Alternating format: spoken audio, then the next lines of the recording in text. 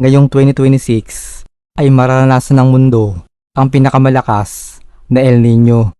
Mga kaibigan, ayon sa mga eksperto ay may 79% chance na maranasan ng mundo ang isang Super El Nino na posibleng maging pinakamalakas mula pa noong 1870. Ito ay maaaring magdulot ng matinding pagbabago sa klima sa iba't ibang bahagi ng mundo, kung saan umiinit ang tubig sa bahagi ng Pacific Ocean na nagdudulot ng matinding tagtuyot, pagbaha at wildfire.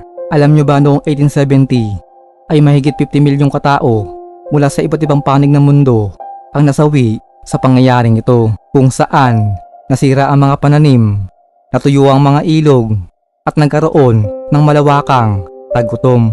Dito sa Pilipinas ay maaari nating maranasan ang matinding init at kakulangan sa ulan na posibleng maging dahilan upang magkaroon ng kakulangan sa supply ng tubig. Ikaw kaibigan, anong masasabi mo sa bagay na to?